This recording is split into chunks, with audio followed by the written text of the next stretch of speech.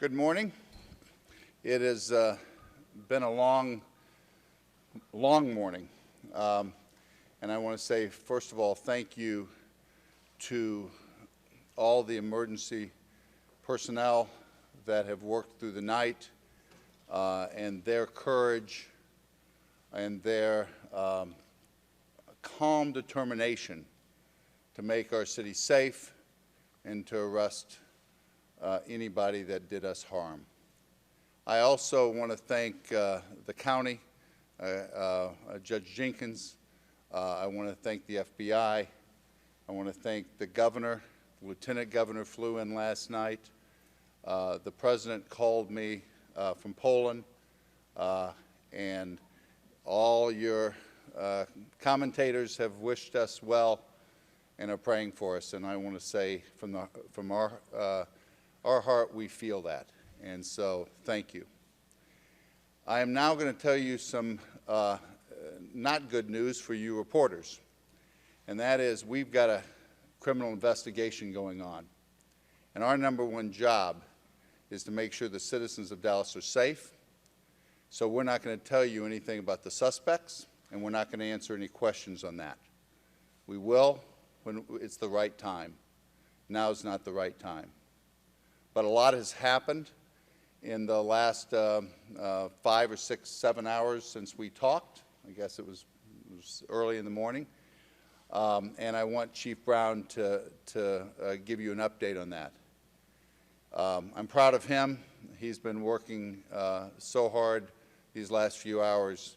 We've been with families, and we've been trying to make sure that the city is safe this morning, and I believe it is. Chief Brown. Thank you, Mayor. We're hurting. Our profession is hurting. Dallas officers are hurting. We are heartbroken. There are no words to describe the atrocity that occurred to our city. All I know is that this must stop, this divisiveness between our police and our citizens. To update you on what's transpired since we last spoke, let me walk through the standoff that had occurred, or that was occurring at El Centro on the 2nd floor, the college there in downtown Dallas.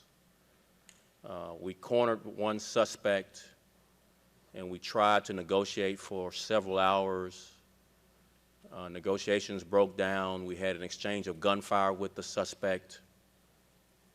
We saw no other option but to use our bomb robot and place a device on its extension for it to detonate where the suspect was.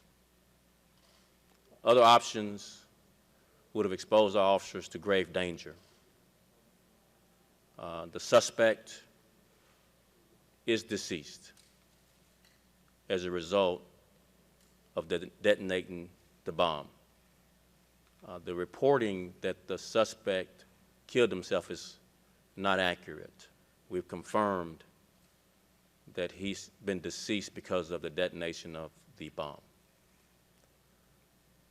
Our hostage negotiator did an exceptional job getting this suspect to talk before he died during the hours of negotiating that eventually broke down. And I want to share with you some of the comments from this suspect. The suspect said he was upset about Black Lives Matter. He said he was upset about the recent police shootings. The suspect said he was upset at white people. The suspect stated he wanted to kill white people, especially white officers. The suspect stated that we will eventually find the IEDs. The suspect stated he was not affiliated with any groups, and he stated that he did this alone. The suspect said other things that are part of this investigation so that we can make sure that everyone associated with this tragic event is brought to justice. So as the mayor said, we won't expand on any further on what other suspects we have interviewed or looked at or their status until we get further into this investigation and get closer to a conclusion of what and who are all involved. But let me just say just some closing comments about Dallas police officers and Dart police officers. Some of the bravest men and women you'd ever want to be associated with. You see video footage after video footage of them running toward gunfire from an elevated position with no chance to protect themselves and to put themselves in harm's way to make sure citizens can get to a place of security. So please join me in applauding these brave men and women who do this job under great scrutiny, under great vulnerability, who literally risk their lives to protect our democracy. We don't feel much support most days. Let's not make today most days. Please, we need your support to be able to protect you from men like these who carried out this tragic, tragic event. Pray for these families. I spoke with the families of the deceased and the injured. They are not having a good time trying to deal, absorb this, trying to understand why. And they need your prayers. So please join us in helping us comfort the grieving officers' families. And I trust that soon, because we're working very diligently in processing the crime scene, to find evidence to bring any other suspects to justice that were a part of this. But please pray for our strength through this trying time. Thank you. I want to add that there are public safety officials that protect our cities and our institutions all across America every day that aren't police officers. And we lost one of those last night. A DART officer was one of the victims. And I want to just take a moment and say the professionalism of the DART organization was great. And I appreciate better school police officers, campus, college police officers, standing shoulder to shoulder with our police officers. And that's the way we work. Now, Chief Brown told the victims' families last night and the police officers that he was a man of faith. And I'm a man of faith too. And that we need prayers, and prayer is good. So today at 12 o'clock at Thanksgiving Square, a leadership group of interfaith ministers will be leading us in that prayer. I would ask that if you're at your home or at your office or at your school to join us today at noon in that spirit of prayer, to bring our city together and our country together, to heal wounds, not create them. Thank you. Any questions that were not off limit? Yeah. The injured officers have, most of them have been released. There are some that will need follow-up.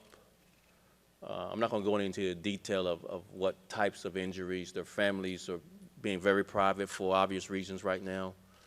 But again, excuse me, what's the question? I'm sorry. They're critical. No. Yes, they're doing better. Some have been released. Some of their statuses, they're still needing more treatment, but they're being very private about any further details about their health.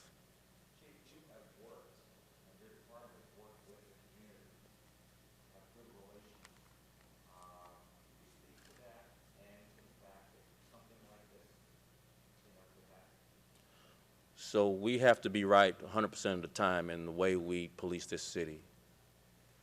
Suspects like this have to be right once. They don't have to work very hard to do cowardly acts like this, to snipe at our officers from elevated positions and to ambush them from secreted positions around corners. All that hard work is not for naught.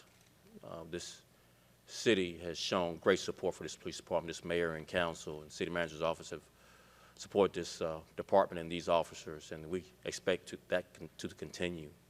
And this community, I'm born and raised here. Dallas is a great city. Our officers will continue to put themselves in harm's way to protect these great citizens. So it's worthwhile. I want to brag just for a second for if anybody hasn't heard us say this. This police department trained in de-escalation far before cities across America did it. We are one of the premier community policing cities in the country. And this year, we have the fewest police officer-related shootings than any large city in America. So we are working hard to improve, and there's always room for improvement. But we are best in class, we feel.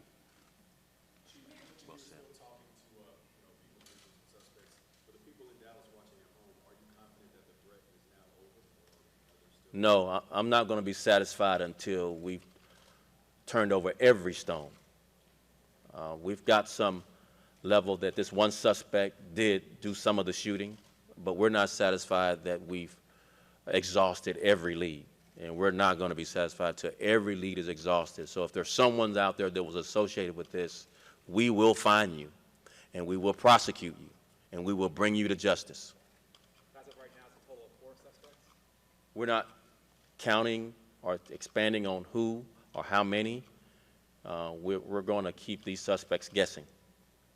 Can you talk about I know your first focus right now is on the officers and the investigation, but can you or the mayor talk about the impact this will have on the way protests or demonstrations are conducted in the city of Dallas, or is it too early? Well, I'm going to let Chief Brown make any strategic decisions. But I think it's important for citizens to realize that we want to give everybody their freedom of speech. We've been through several protests in the last 5 or 6 years, and they've all gone in a safe manner. But the chief makes decisions at times that people could be critical of. Do you escalate it too much? Do you put too much body armor on? If we're all being critical of those things, just think about today. this is what you're risking if you don't do it right. And so from a policy standpoint, we believe in the right to protest peacefully, and these were peaceful protests till this happened. But we also have to believe in keeping our police officers safe. And I know I'm going to redouble my efforts on that.